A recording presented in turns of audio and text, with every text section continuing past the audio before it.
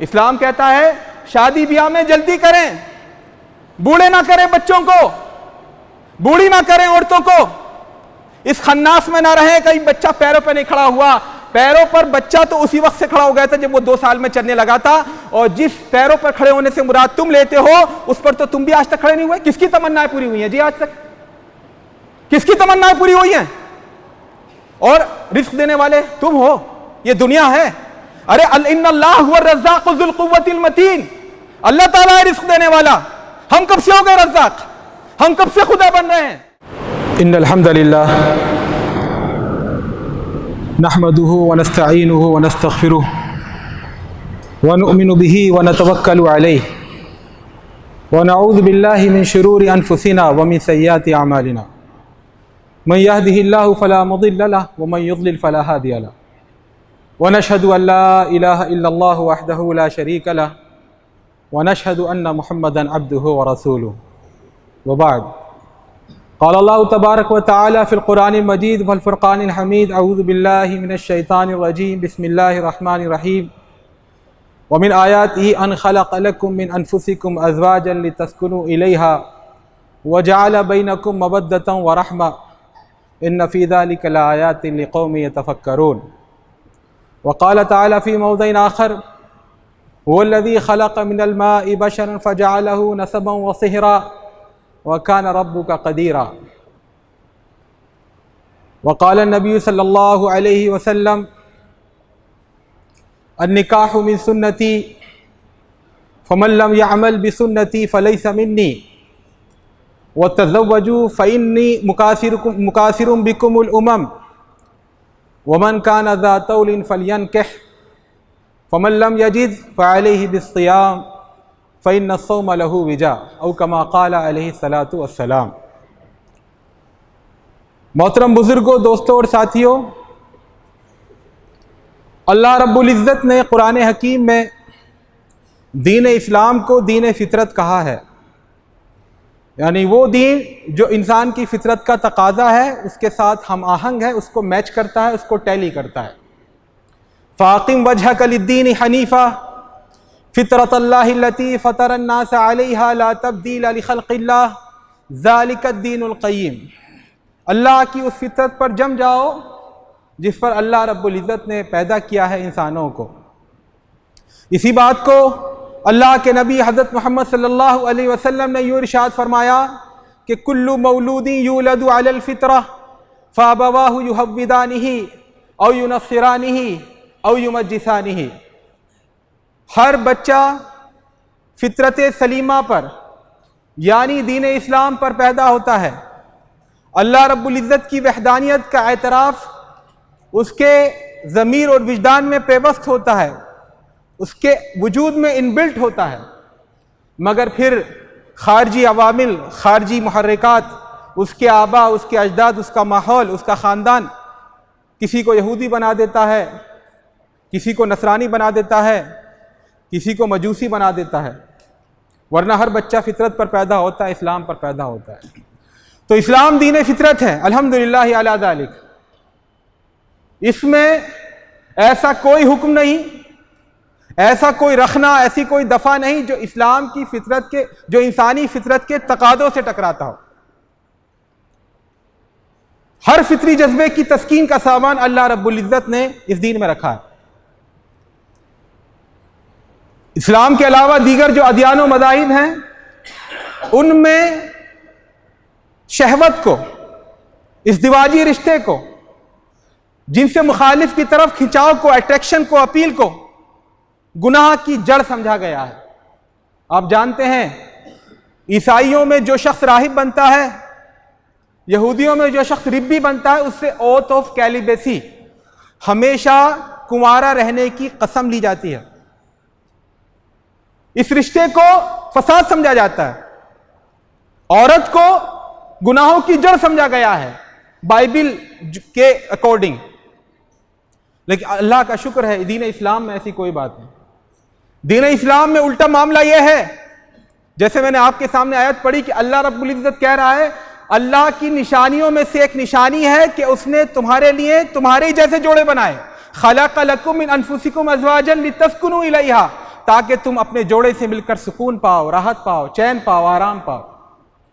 وَجَعَلَ بَيْنَكُمْ مَوَدَّةً وَرَحْمَةً، اور اس نے تمہارے درمیان محبت اور رحمت کا ایک لطیف اور ایک نازک رشتہ قائم کر دیا۔ لڑکا اجنبی ہے، لڑکی اجنبی ہے، لڑکا کسی شہر کا ہے، لڑکی کسی شہر کی ہے، لیکن اللہ کے نام پر جب دونوں جڑ جاتے ہیں تو دونوں کے اندر آٹومیٹکلی محبت کا رشتہ پروان چڑھ جاتا ہے، رحمت کا رشتہ پروان چڑھ جاتا ہے، اور یہ دونوں جذبے ساتھ ساتھ چلتے ہیں اس ازدواجی رشتے میں۔ البتہ جوانی میں مودت کا غلبہ رہتا ہے، اور جب پیرانا سالی کی عمر آتی ہے تو رحمت کا جذبہ غالب آتا ہے، لیکن دونوں رشتے متوازی چلتے ہیں۔ یہ اللہ کی نشانیوں میں سے نشانی ہے۔ ان فی ذلک لآیات لقوم یتفکرون، اس میں نشانیاں ہیں ان لوگوں کے لیے جو غور و فکر کرتے ہوں۔ دوسری جگہ اللہ رب العزت نے اپنی قدرت کا شاہکار کو بیان کرتے ہوئے کہا وہی اللہ تعالیٰ ہے جس نے پانی سے انسان کو بنایا، والذی خلق من الماء بشرا فجعلہ نسبا وصہرا، اس نے خونی رشتے بنا دیے انسان کے، اس نے سسرالی رشتے بنا دیے انسان کے۔ سسرالی رشتہ ہونا، ازدواجی رشتہ ہونا، یہ اللہ کی قدرت کا شاہکار ہے، یہ اللہ رب العزت کے بنائے ہوئے رشتے ہیں۔ اس میں کسی کو حقیر سمجھنا، کسی کی تذلیل کرنا، کسی کی تحقیر کرنا، یہ اللہ رب العزت کی قدرت کا استخفاف ہے۔ وَكَانَ رَبُّكَ قَدِيرًا، یہ تیرے رب کی قدرت ہے، تیرا رب قدیر ہے۔ اللہ کے نبی صلی اللہ علیہ وسلم نے ارشاد فرمایا النکاح من سنتی، نکاح کر لینا میری سنت ہے۔ فمن لم يعمل بسنتی فلیس منی، تو جو میری سنت پر عمل نہ کرے اس کا مجھ سے کوئی تعلق نہیں ہے، اس کا مجھ سے کوئی تعلق نہیں ہے۔ وَتَزَوَّجُوا، اے میرے مومنوں، اے میری امت کے لوگوں شادیاں کرو۔ فَإِنِّي مُكَاثِرٌ بِكُمُ الْأُمَمْ، کیونکہ میں آخرت میں جب ساری امتیں اکٹھا ہوں گی میں اپنی امت کی تعداد کی کثرت کو دیکھ کر فخر محسوس کروں گا، مجھے خوشی ہوگی کہ میری امت اتنی زیادہ ہے۔ فَمَنْ كَانَ ذَا طَوْلٍ فَلْيَنْكِحْ، تو تم میں سے جس کے اندر استطاعت ہو، جس کے اندر صلاحیت ہو، قدرت ہو، مقدرت ہو، خرچہ اٹھانے کا اس کا وہ اہل ہو، فَلْيَنْكِحْ، تو اسے ضرور شادی کر لینی چاہیے۔ فَمَنْ لَمْ يَجِدْ، اور جس کے اندر استطاعت نہ ہو، جو اپنے اندر صلاحیت نہ پائے، خرچہ اٹھانے کی اس کے اندر استطاعت نہ ہو، فَعَلَيْهِ بِالصِّيَامِ، تو روزوں کا اہتمام کرے۔ فَإِنَّهُ لَهُ وِجَاء، کیونکہ روزہ وقتی طور پر اس کو حرام کی طرف جانے سے روک دینے والی چیز ہے، اس کی شہوت کے زور کو توڑ دینے والی چیز ہے۔ تو میرے دوستوں اور ساتھیوں، اللہ کا لاکھ لاکھ شکر و احسان ہے کہ اس نے اپنے دین حق میں ایسا کوئی تقاضا، ایسا کوئی مطالبہ نہیں رکھا جس میں ہمیں اپنی فطرت کو سرپاس کرنا پڑے، اس کو دبانا پڑے، اس کو کچلنا پڑے۔ اللہ رب العزت کا لاکھ لاکھ شکر و احسان ہے۔ دیگر ادیان و مذاہب میں یہ ہے کہ انسان اللہ کا ولی، اللہ والا اسی وقت ہو سکتا ہے جب وہ شادی بیاہ کے جھنجٹ سے آزاد ہو، اس کے نہ بچے ہوں، نہ اولاد ہو، نہ بیویاں ہوں، نہ گھر ہو، نہ ازدواجی زندگی ہو، اس نے کبھی عورت کا منہ نہ دیکھا ہو۔ لیکن ہمیں اسلام سکھاتا ہے زُيِّنَ لِلنَّاسِ مِنْ حُبُّ الشَّهَوَاتِ مِنَ النِّسَاءِ وَالْبَنِينَ، اللہ تعالیٰ نے خوبصورت بنا دیا ہے، خوبصورت بنا دیا گیا ہے شہوتوں کو انسانوں کے لیے، عورتوں کی شہوت، اولاد کی خواہش، یہ خوبصورت بنا دیا گیا ہے، اللہ کا بنایا ہوا ہے۔ الدنیا متاع و خیر متاع الدنیا المرأة الصالحہ، یہ دنیا سامان استعمال ہے، یہ دنیا ہمیں جو سامان دیا گیا ہے جس پر ہم سے پوچھا جائے گا ویسا سامان ہے، اور اس کا بہترین حصہ ہے عورت، نیک عورت اس کا بہترین حصہ ہے۔ عباد الرحمن کی جو دعا سورہ فرقان میں سکھائی گئی، سورہ فرقان میں باقاعدہ اگر رحمان کے جو بندے ہیں جو واقعی اس کے مستحق ہیں، کہا جائے کہ رحمان کے بندے، یہ ہے رحمان کے بندے، عباد الرحمن الذین یمشون علی الارض ہونا، ان کی کیا دعا سکھائی گئی؟ وہ دعا مانگتے ہیں اپنی نمازوں میں، اپنے تہجد میں، اپنے قیام اللیل میں، ربنا ہب لنا من ازواجنا و ذریاتنا قرۃ اعین۔ رحمان جن کو بارے میں ڈکلیئر کر رہا ہے یہ میرے حقیقی بندے ہیں، ان کی دعائیں کیا ہوتی ہیں؟ اے رب ہمیں دے دے ہماری بیویوں کے اندر، ہماری اولاد کے اندر آنکھوں کی ٹھنڈک، وَاجْعَلْنَا لِلْمُتَّقِينَ اماما، اور ہمیں متقیوں کا امام بنا، متقی مت بنا، متقی کا امام بنا۔ اسلام کا تصور یہ ہے تقوی نہ صرف یہ کہ حاصل ہوگا بلکہ تقوی کے اندر امامت حاصل ہوتی ہے اولاد اور بیویوں کے ذریعے سے۔ متقی ہونے کو چھوڑیے، متقیوں کا امام بننے کے لیے بھی یہ ضروری رکھا گیا ہے کہ ان کی بیویاں ہوں، ان کے بچے ہوں، وہ اس سماج میں رہتے ہوں۔ تو اسلام نے اس جذبے کو کبھی برائی سے نہیں دیکھا، کبھی گندگی کی نگاہ سے نہیں دیکھا، اس کو برا نہیں سمجھا۔ 3 صحابہ کرام رضوان اللہ تعالی علیہم اجمعین امہات المؤمنین کے گھروں میں آئے، ہماری ماؤں کے گھروں میں آئے۔ ثلاثۃ رہط جاؤ الی بیوت ازواج النبی، ہائے اللہ کے نبی صلی اللہ علیہ وسلم کی بیویوں کے پاس، اور کہا کہ اللہ کے رسول کا گھر میں معمول کیا ہوتا ہے، رات میں کتنی عبادت کرتے ہیں، کتنے روزے رکھتے ہیں، پوچھا خانگی زندگی کیسی ہے۔ تو جب ان کو بتایا گیا کہ آپ سوتے بھی ہیں، آپ عبادت بھی کرتے ہیں، تو کأنہم تقالوہا، انہوں نے کہا یہ تو بہت کم ہے، اور کہا این کنا من النبی صلی اللہ علیہ وسلم فقد غفر لہ ما تقدم من ذنبہ وما تاخر، ہمارا اللہ کے نبی سے کیا جوڑ، آپ کے تو سارے گناہ معاف کر دیے گئے، اگلے بھی پیچھے بھی، آپ تو معفو عنہ ہے، آپ کی تو بات ہی ختم ہو گئی ہے، آپ سے تو قلم تکلیف اٹھا لیا گیا ہے، آپ کی تو مغفرت کا فیصلہ ہم تو بھائی گناہ گار ہیں۔ تو تینوں نے کیا طے کیا؟ تینوں نے طے کیا، ایک نے کہا کہ میں کبھی رات میں سوؤں گا نہیں، ساری رات عبادت کروں گا۔ دوسرے نے کہا میں کبھی روزہ نہیں چھوڑوں گا، روزانہ روزہ رکھوں گا مسلسل۔ اور تیسرے نے یہ عہد باندھا میں کبھی عورت کا منہ نہیں دیکھوں گا، شادی نہیں کروں گا۔ اللہ کے نبی صلی اللہ علیہ وسلم کچھ دیر بعد تشریف لائے، لوگوں نے شاید بتایا، ہماری ماؤں نے بتایا، ایسے 3 صحابہ کرام آئے تھے، ایسے پوچھ رہے تھے، پھر ایسی بات کہی، یا اللہ رب العزت نے وحی کے ذریعے بتا دیا کہ ایسے 3 لوگوں نے عہد باندھا ہے جو غلط ہے۔ آپ نے تینوں کو بلایا، کہا کیا تم نے یہ سب باتیں کہی ہیں؟ اما واللہ انی لاخشاکم للہ واتقاکم لہ، اللہ کی قسم میں تم میں سب سے زیادہ اللہ سے ڈرنے والا اور سب سے بڑھ کر متقی ہوں، لیکن دیکھو مجھے، انام و اصلی، میں رات کو سوتا بھی ہوں، نماز بھی پڑھتا ہوں، اور میں اہل خانہ کے پاس بھی جاتا ہوں اور عبادت بھی کرتا ہوں، اور یہ میری سنت ہے، فمن رغب عن سنتی فلیس منی، جو میرے طریقے سے ہٹے اس سے میرا کوئی لینا دینا نہیں ہے، اس سے میرا کوئی تعلق نہیں ہے۔ لیکن سوال یہ پیدا ہوتا ہے، یہ شادی بیاہ، یہ نکاح، یہ انسانی زندگی کی ضرورت ہے یا ایک تیوہار ہے، یا ایک فالتو چیز ہے؟ آپ کو بھوک لگی ہو تو آپ فوراً کھانا چاہیں گے، لیکن اگر آپ کا پیٹ بھرا ہوا ہو، پھر کوئی کہے آئیے ناشتہ، تو آپ منع بھی کر سکتے ہیں۔ اسلام کا جو مزاج ہے، اسلام جو ہمیں تصور دیتا ہے، وہ کہتا ہے ہن لباس لکم وانتم لباس لہن، تم عورتوں کے لیے لباس ہو اور عورتیں تمہارے لیے لباس ہیں۔ یہ ازدواجی رشتے میں جو پختگی آتی ہے، یہ وہی پختگی ہے جو جسم اور لباس کے اندر ہوتی ہے، یہ وہی رشتہ ہے، یہ وہی تعلق ہے۔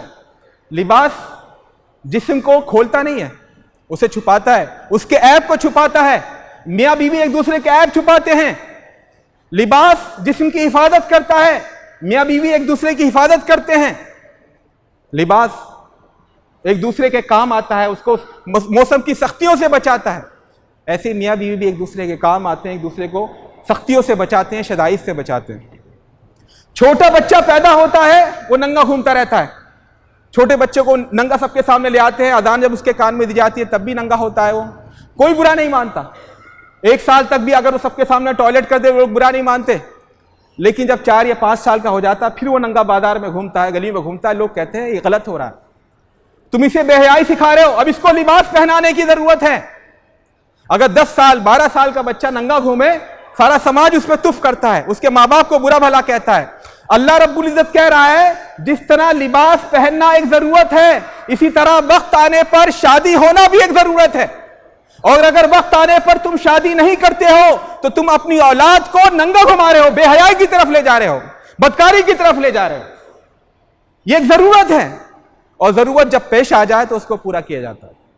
اسلام کہتا ہے شادی بیاہ میں جلدی کریں، بوڑھے نہ کریں بچوں کو، بوڑھی نہ کریں عورتوں کو، اس خناس میں نہ رہیں کہیں بچہ پیروں پہ نہیں کھڑا ہوا۔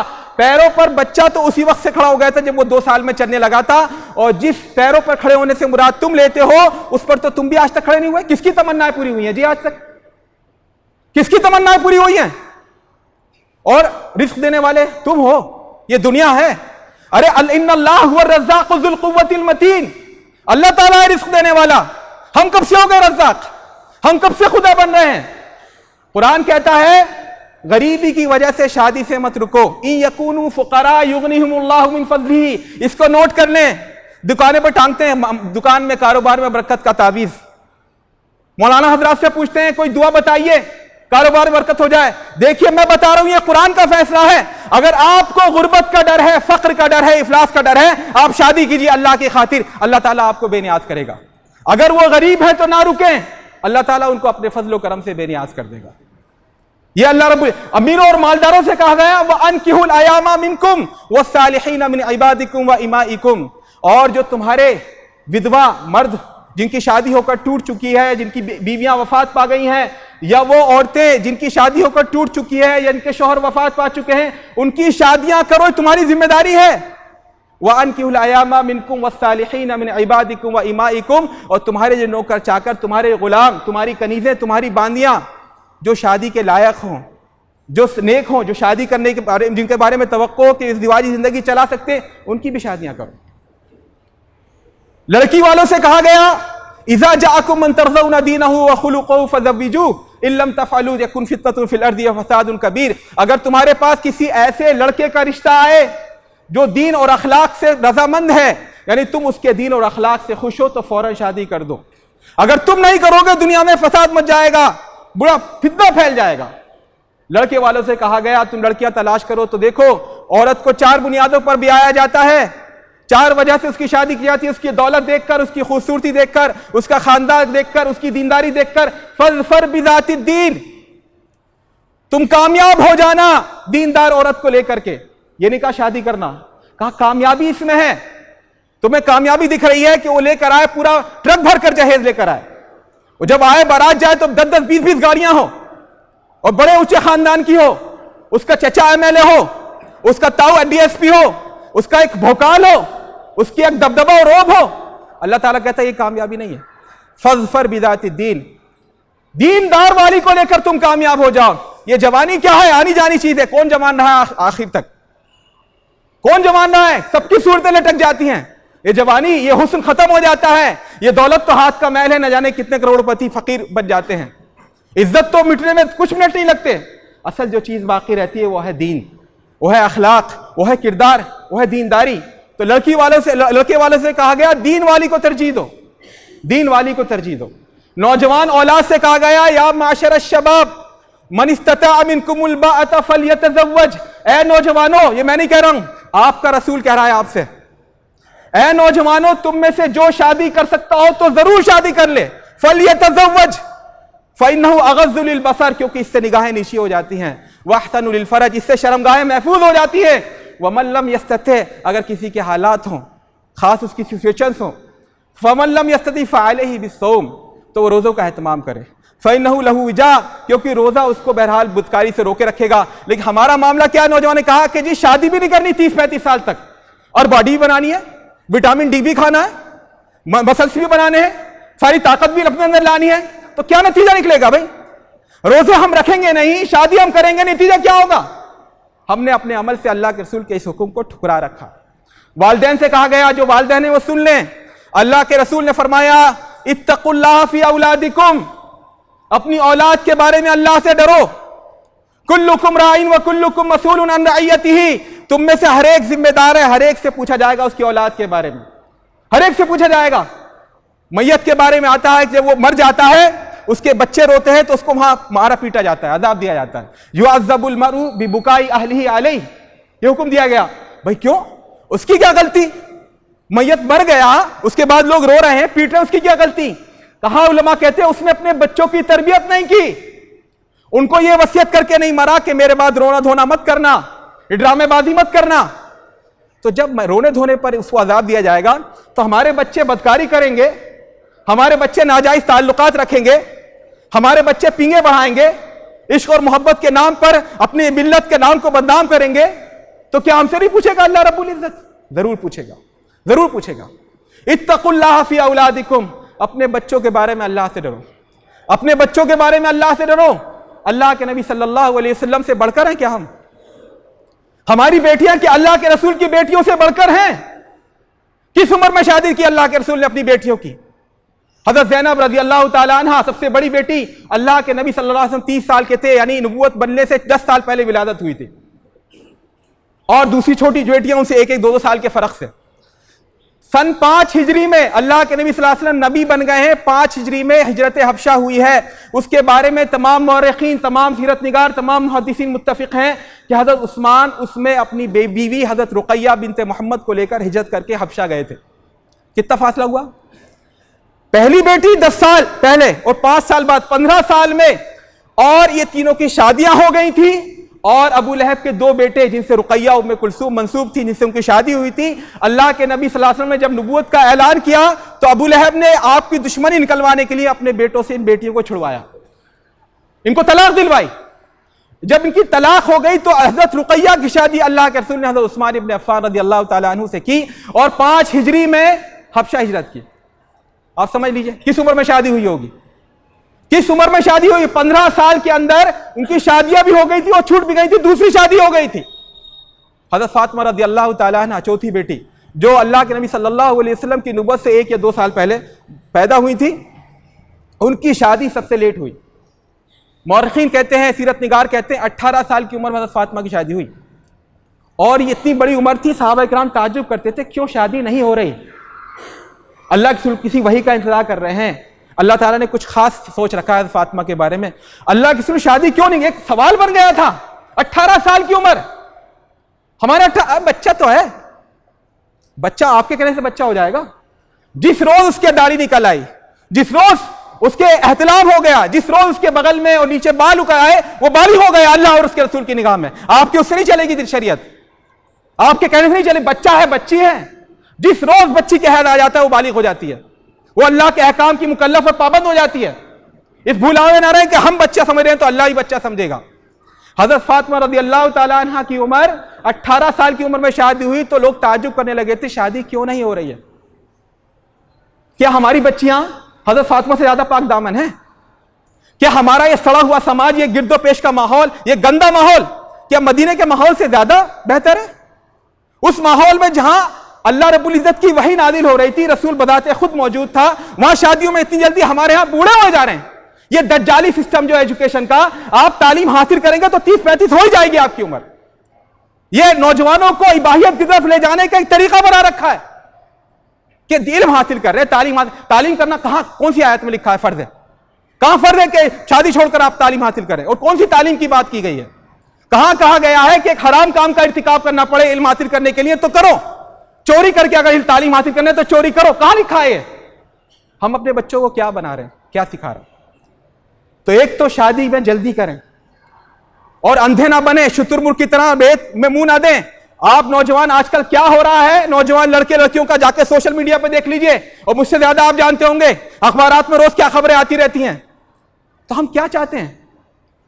ہم کیا چاہتے ہیں اپنی اولاد کے بارے میں؟ کیا یہ چاہتے ہیں کہ آخرت میں جب یہ اعلان لگے کہ دیکھیے متقین کون ہیں، اتنے سارے کون ہیں متقین، کہ ان کے یہ صاحب آگے آگے کون ہیں، کہ ان کے والد محترم اجعلنا للمتقین اماما، یہ متقیوں کے والد ہیں، سب پارسا ہیں ان کی نسل میں۔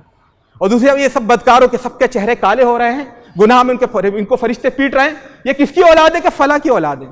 ہم کیا چاہتے ہیں؟ اللہ کے نبی صلی اللہ علیہ وسلم دیکھیں ہمیں تو ہم امام المتقین بننا چاہتے ہیں یا امام الفجار بننا چاہتے ہیں؟ اور دوسرا ایک مسئلہ ہے، شادیوں میں سادگی پیدا کریں۔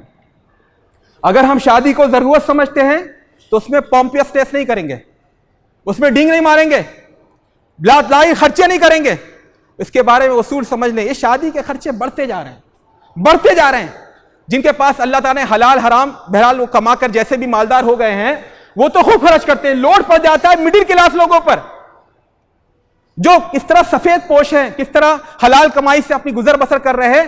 وہ کہتی ہے فلاں کے بچی بھی تو اس میں تو ایسا ہوا تھا، فلاں کے لڑکے کی شادی میں تو ایسا ہوا تھا۔ کیا جواب دے باپ؟ سر جھکا لیتا ہے۔ تو سارا لوڈ پڑتا ہے مڈل کلاس لوگوں پر۔ مالدار لوگوں کا امیٹیشن کرنا آخرت تو ذہن سے نکل گئی ہے، تو مالدار لوگ جیسے کر رہے ہیں وہ اب مالدار لوگ کیا ہے، ان کو تو پیسہ دکھانا ہے، خاص طور پہ نو دولت یہ جو ہوتے ہیں جو اتفاق سے حرام حلال کہیں سے پیسہ آ گیا تو ان کا زندگی کا مقصد یہ ہوتا ہے اپنے پیسے کا اظہار کرنا بلا وجہ۔ تو شادی میں خوب دھوم دھڑاکا، لیکن اس کا پورا لوڈ مڈل کلاس لوگوں پر پڑتا ہے۔ آج اللہ کے نبی صلی اللہ علیہ وسلم نے فرمایا تھا کہ بچی رحمت ہے، بچی رحمت ہے، ان سے محبت کرو.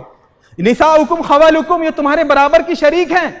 لیکن آج ہمارے ہاں 1 یا 2 یا 3 بچی ہو جائیں تو ماتھے پہ پیشانی پہ سلوٹ پڑ جاتی ہے، لوگ ٹینشن میں مبتلا ہو جاتے ہیں. بچی تھوڑی بڑی ہو جائے 3-4 تو باپ کی نیند اڑنے لگتی ہے، ماں پریشان ہو جاتی ہے. ابھی بچی ماں پالنے ہی میں ہے تو ماں جوڑنا شروع کر دیتی ہے اس کے لیے.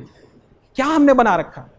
سادگی نکاح میں اعظم النکاح برکتن ایسرہ مؤونتن، سب سے بہترین نکاح برکت کے لحاظ سے وہ ہے جس میں سب سے کم خرچ ہو. ہمارے یہاں ہے سب سے بہترین نکاح وہ ہے جس میں ہیلی کاپٹر سے بارات آئے اور راکٹ سے جو ہے دلہن اڑ کے جائے، پورا خرچہ ہو، بہت زیادہ ہنگامہ ہو. تو ہم نے اللہ کے نبی صلی اللہ علیہ وسلم کی اس تعلیم کو جھٹلا دیا. اسراف ہے، آپ کو کھانے کی ضرورت ہے، ایک کھانے سے پیٹ بھر سکتا ہے، آپ 2 ڈش بنوائیں 3 ڈش بنوائیں. تبذیر ہے کہ آپ کو ضرورت ہے ہی نہیں، تبذیر ضرورت ہے ہی نہیں پھر بھی خرچ کر رہے ہیں، پھر بھی اپنی دولت کا اظہار کر رہے ہیں. ان المبذرین کانوا اخوان الشیاطین، یہ شیطان کے بھائی ہیں جو اس طرح کر رہے ہیں. شیطان کا مقصد کیا ہے؟ انما یرید الشیطان لیوقع بینکم العداوۃ والبغضاء، شیطان تمہیں لڑانا چاہتا ہے، تمہارے دلوں کو پھاڑنا چاہتا ہے، تمہیں ایک دوسرے سے نفرت دلانا چاہتا ہے. یہی کام شادی بیاہ میں فضول خرچیاں کر کے ہم لوگ کرتے ہیں. جس سیٹ کے بنگلے میں 4 دن پہلے سے لائٹنگ ہو جاتی ہے، 1 کلومیٹر تک قالین بچ جاتا ہے، مہمانوں کے لیے کھانے کی سوچی ہوتی ہے، پوری ایک فہرست ہوتی ہے، 1 درجن 2 درجن. اس سیٹ کے ہاں کچھ نوکر بھی ہوں گے، کچھ ڈرائیور بھی ہوں گے، کچھ کرمچاری بھی ہوں گے، ان کی بھی بیٹیاں ہوں گی. ان کے دل پہ سانپ کیسے لوٹیں گے؟ انہیں رحم آئے گا جب یہ سیٹ کینسر کا مریض ہوگا تو خوش ہوں گے، وہ غم زدہ ہوں گے. تو یہ کام وہ کر رہے ہیں جو فضول خرچیاں کرتے ہیں. شادی کو آسان بنائیے، ضرورت ہے، ضرورت تک رکھیے. حضرت عبدالرحمن بن عوف رضی اللہ تعالیٰ عنہ اللہ کے رسول کے خونی رشتہ دار بھی ہیں، اللہ کے رسول کے ساتھ مکہ سے ہجرت بھی کی ہے، اللہ کے رسول کے ساتھ پردیس یعنی مدینے میں رہ بھی رہے ہیں، اللہ کے رسول پر ایمان بھی لائے ہماری طرح، اللہ کے رسول کے صحابی ہیں، عشرہ مبشرہ میں شامل ہیں. ایک روز اللہ کے رسول کے پاس آئے، کہا اے عبدالرحمن یہ پیلا رنگ کیسا ہے؟ کہا میں نے شادی کر لی ہے، شادی کر لی ہے، بہت سمپلی میں نے شادی کر لی ہے. نہ آپ ناراض ہوئے، نہ آپ نے ایک لفظ ناراضی کا نکالا، نہ کچھ اظہار کیا، بلکہ یہ کہا کہ آپ نے ولیمہ کر لیا، نہیں کیا تو ضرور ولیمہ کریں کیونکہ ولیمہ کرنا سنت ہے. تو اصول یہ بنا لیں کہ اللہ کے رسول کے زمانے میں جو رسم اور جو تقریب ہوتی تھی اسے ہم حسب استطاعت کریں گے، اور جو اللہ کے رسول کے زمانے میں نہیں ہوا، صحابہ اکرام کے زمانے میں نہیں ہوا، وہ یقیناً بدعت ہے، بعد کی پیداوار ہے، ہمارے پرانے دین و مذہب کے بقایا جات ہیں، ان سے ہمیں چھٹکارا پانے کی ضرورت ہے.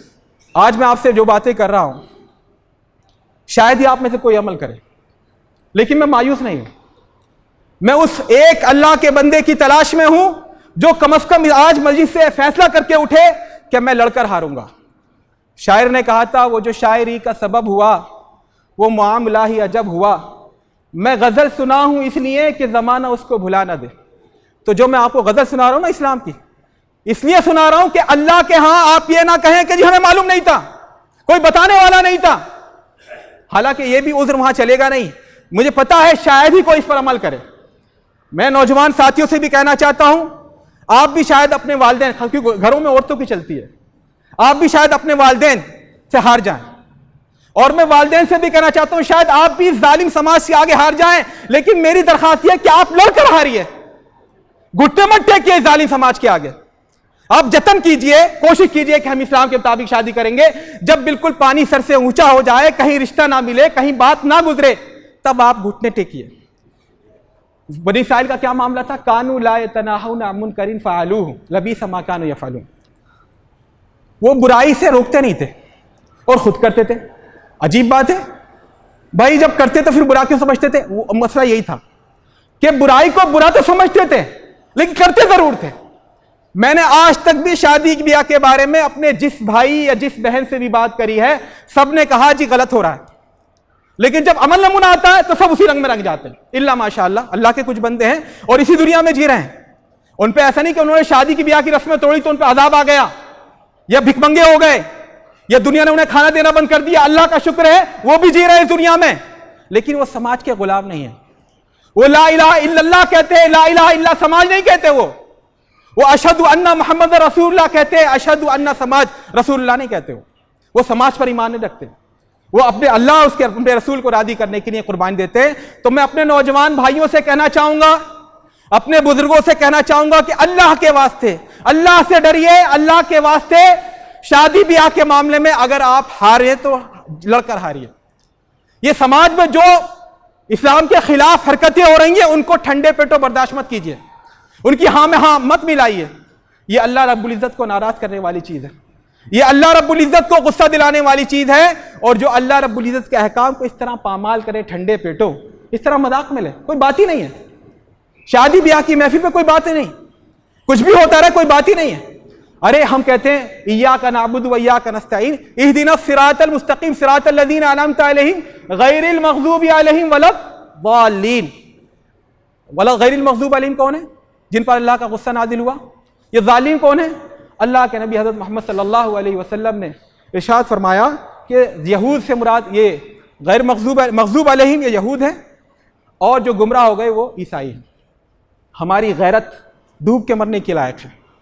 آج بھی عیسائیوں میں جن کو ہم ظالم کہتے ہیں ہر نماز میں, آج بھی ان کے ہاں شادی جو ہوگی چرچ میں جا کر ہوگی. پرنس ہوگا, شہزادہ ہوگا, کہیں کا بھی لاٹ صاحب ہوگا, شہزادی ہوگی, اس کی شادی چرچ میں ہوگی, پادری کے سامنے ہوگی. پادری کو چل کر بنڈر پہ نہیں جانا پڑے گا. ہمارے رسول نے حکم دیا اعلنوا ھذا النکاح وجعلوہ فی المساجد, اس نکاح کا اعلان کرو, اس کو مسجدوں میں کرو, مسجدوں میں کرو اور مسجدوں سے چلے جاؤ. لیکن ہم ان کو ظالم تو کہتے ہیں ہر نماز میں, ولا الضالین, بد دعا بھی کرتے ہیں اللہ وہ جیسا نہ بدنا, لیکن اس معاملے وہ ہم سے بہتر ہے. تو کہاں ہماری غیرت, کہاں ہمارا ایمان, کہاں ہماری حمیت؟ تو میرے دوستوں اور ساتھیوں, بہت پریشر ہے سماج کا. یہ رسم و رواج وہی ہے الاسر والاغلال جو اللہ کے نبی صلی اللہ علیہ وسلم کے کام ہے نا, یضع عنہم اسرہم والاغلال التی کانت علیہم. یہ وہی بیڑیاں ہیں جو ہم نے اپنے پر ڈال رکھی ہے. انہی بیڑیوں کو توڑنے کے اللہ کے رسول تشریف لائے تھے, لیکن ہم نے ان بیڑیوں کو پھر اپنے اوپر ڈال لیا. ہمیں تمہاری غلامی پہ فخر ہے, لیکن بھلا دیا ہے غلامی کا مدعا کیا ہے. وفا کو ایک تخیل بنا لیا ہم نے, ہمیں شعور نہیں مقصد وفا کیا ہے. طلب تصور منزل سے ہو چکی محروم, خود اپنی سمت سفر بھی ہمیں نہیں معلوم. تو میرے دوست اور ساتھیوں, آج ضرورت ہے کہ ہم اپنے معاشرتی زندگی میں, اپنی ازدواجی زندگی میں, شادی بیاہ کے معاملات میں, رشتہ داریوں کے معاملات میں یہ دیکھیں کہ اللہ کے رسول کی سنت کیا ہے, اللہ رب العزت کا فرمان کیا ہے. قرآن جو کتاب ہدایت ہے جس کو ہم کہتے ہیں کہ پوری زندگی کے لیے مشعل راہ ہے, وہ کیا کہہ رہا ہے اس بارے میں. اللہ کے نبی جن کے بارے میں ہمارا ایمان ہے, ہمارا اذعان ہے کہ ہمارے لیے اسوہ حسنہ ہیں, ہمارے لیے رول ماڈل ہیں, ہمارے لیے آخری اور اول نمونہ ہے. ہماری حیثیت جو مسلمان کی حیثیت ہے ساری حیثیتوں سے بڑھ کر ہے. اس بارے میں ہمارے رسول نے کیا کہا, ان کا اسوہ اور نمونہ کیا ہے.